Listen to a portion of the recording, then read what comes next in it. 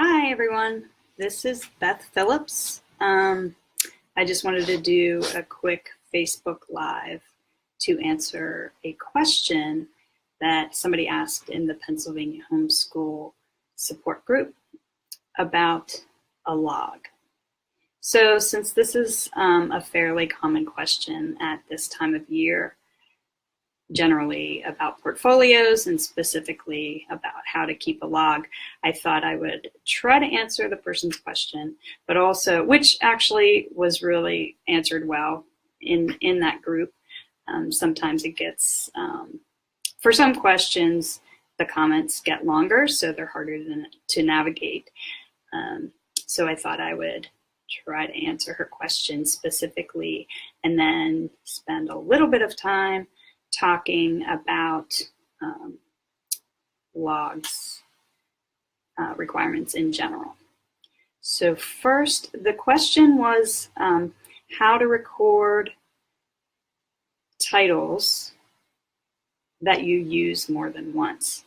So I'm picturing, say, your student is reading a book or you're using a textbook and you're going to use it repeatedly either through the semester or through the year, or if your kid is engaged in a book that they're reading every day for a week or something. So that's how I'm imagining the question is coming up. First of all, I always suggest referring to the law. So if you look at the what the law requires, the log is mentioned in the section that talks about portfolios. And the only two requirements are that it's kept contemporaneously with the work that is made contemporaneously, and secondly, that it designates by title the reading material used.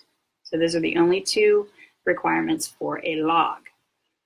Now, to answer the question specifically, what I did, I would just list the textbooks, for example, a math textbook at the top that I knew that we were going to use throughout the semester or the year at the very top, and then I would leave a little bit of space and indicate that those books the student used repeatedly, and then below that is where I kept sort of the running list of the titles.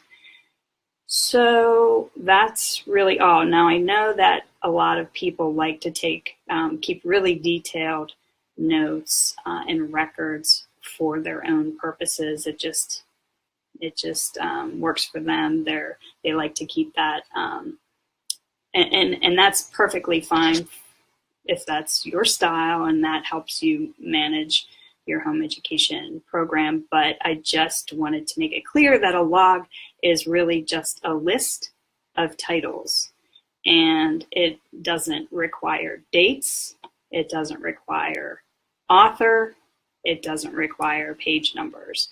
So a simple list on a notebook paper works, or you can keep it on a spreadsheet, or your student can keep it. So I just wanted to make you aware of that point.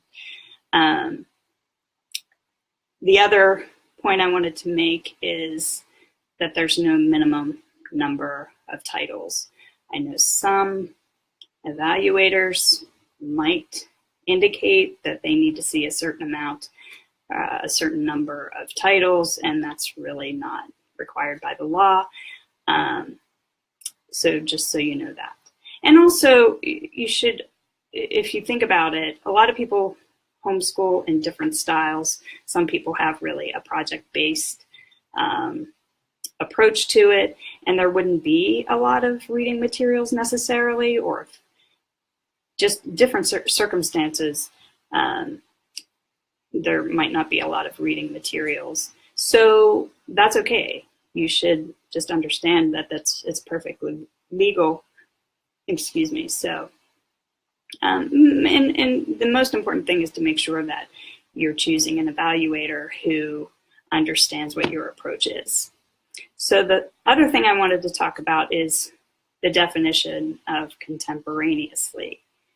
I think one of the answers indicated that the HSLDA at one point, or they've heard that you should keep a daily blog, but I don't think that's the Homeschool Legal Defense Association's position, so I don't want to speak for them.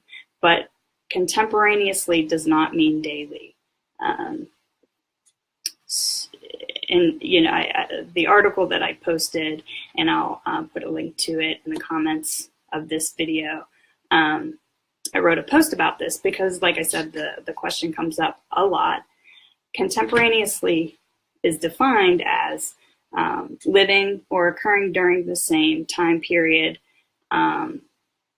So it could mean hourly, daily, weekly, monthly. It's really not defined in the law, and I say do whatever works for you and make sure you get an evaluator that agrees with your approach to that. I think it's a flexible definition. It just isn't clearly defined, certainly not defined as daily. So take that for what it's worth, and just make sure that your evaluator agrees with whatever your definition or approach to contemporaneously is. So I hope that helps. If anybody has any specific questions, and I'm happy to talk about, not today, but I'll talk about other elements of a portfolio in future broadcasts, if that is helpful. So hopefully this cleared some things up and I think answers the question that was originally posted. Okay, well, I hope you had a great weekend and have a great week.